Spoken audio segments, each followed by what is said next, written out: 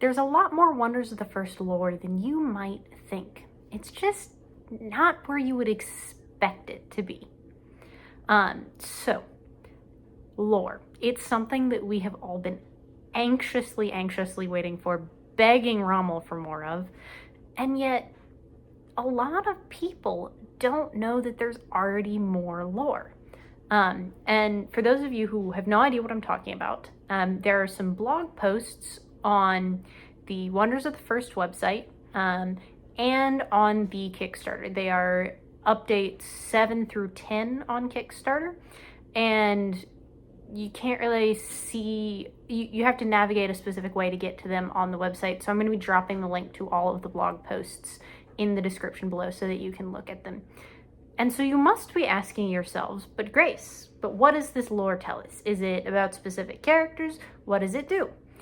Well, it gives us the origins of the Wonders of the First universe, which I'm sure many of us have already read or heard of, but many of the newer people to our community might have no idea what I'm talking about.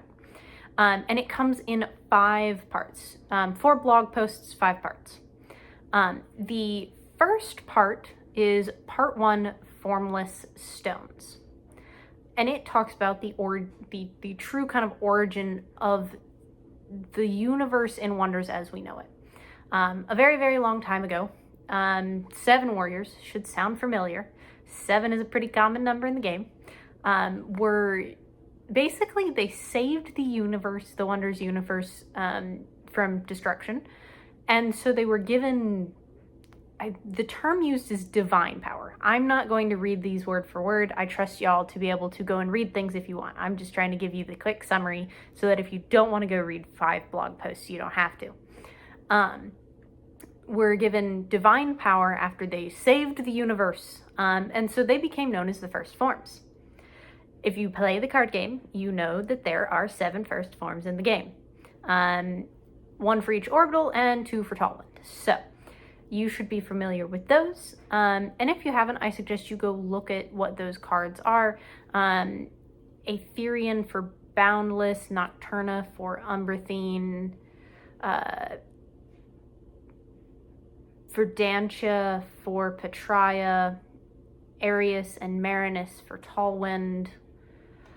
What orbitals am I forgetting? Sandura for Heliosynth. And I want to say like Pyrathos for Sulfera.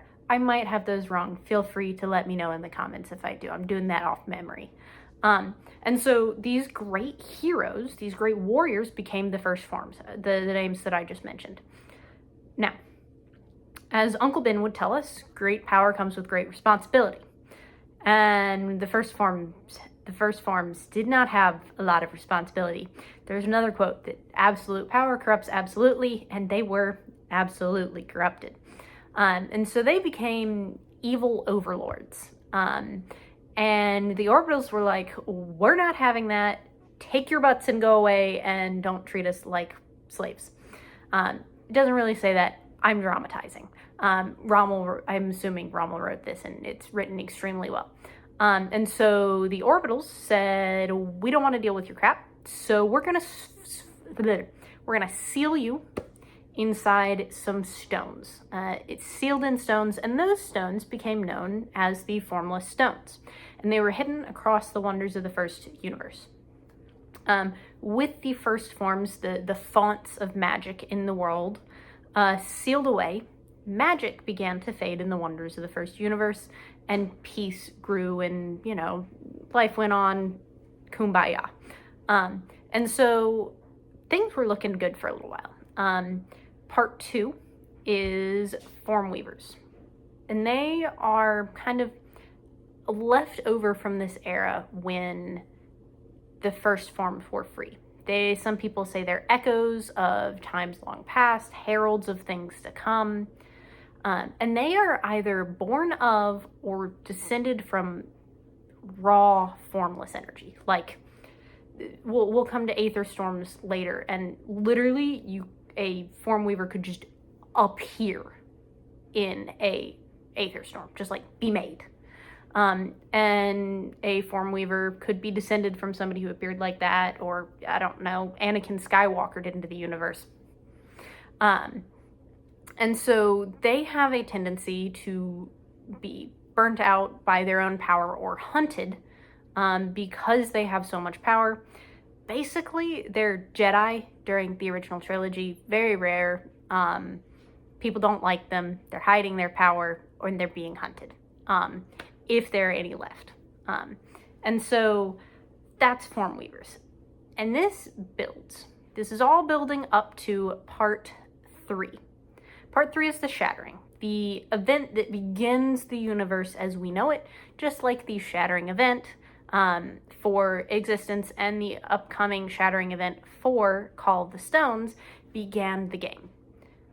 Basically, we start with rumblings, inklings, foreshadowings, whatever you would like to call it. And then the formless stones shatter. And the first forms are free. And the shards of the formless stones go all over the universe.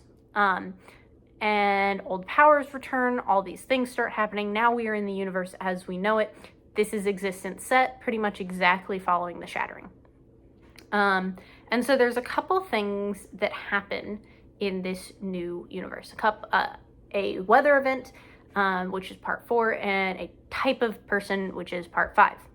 Part 4 is called aether storms. I mentioned them earlier. They are ruptures in the fabric of existence. They're an area of huge formless energy, and at the eye of every one of the storms is something of great value. It could be a form weaver, it could be an ancient artifact, a gajillion different things. But they can be sensed pretty much only by form weavers or by orbital walkers. Orbital walkers are people who can walk between orbitals without an aether storm. Because the other thing that an aether storm does is create portals from one orbital to another. Normally, without an orbital walker, you can't get from Patria to Sulfera. If an aether storm forms, you might be able to get from Patria to somewhere. We just aren't sure exactly where. You might die trying to get to the portal.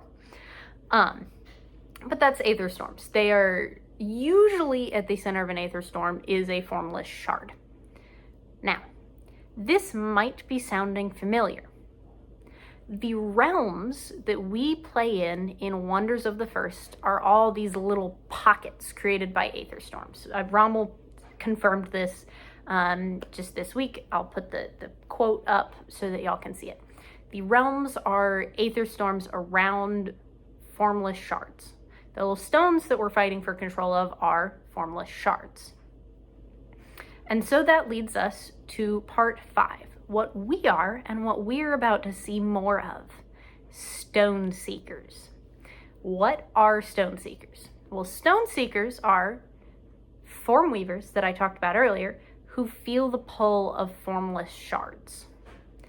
They try to collect formless shards. And some of them want to reassemble the formless stones, which is incredibly dangerous. We don't really know why. We just know that bad juju happens if that happens. And the thing that makes Stone Seekers really cool is that they can summon wonders. And so they basically take raw formless energy and manifest it into these spectral forms of heroes of bygone times, terrifying creatures, reshaping reality, spells, all of the like. And these are the cards that we play with. We as Stone Seekers play cards, and that's us manifesting raw formless energy. That's why we use formless energy to play the game. That's why it's a main mechanic of the game. Because formless energy is the form of energy. It's the form of magic in the Wonders world. And so, obviously, we have all this lore about the origins, and we have the prologue lore. And that's where we are right now. And I think this lore is really interesting. I didn't realize until I saw this conversation on Discord how many people didn't know about the origin lore, which is why I made this video, because I think it's really cool. If you have not read the origin lore, it took me like 5 minutes to read it all the first time because I was really excited, and then I went back and I had to do a deep read the second time, and I did that again before this video. But it's really cool. I've put the links below. You should definitely go read each of the blog posts about this lore, especially if you've been complaining about lore and didn't know about this, about not having lore and didn't know about this lore, because this is really cool. So as always, please like, comment, subscribe, and keep being your wonderful selves.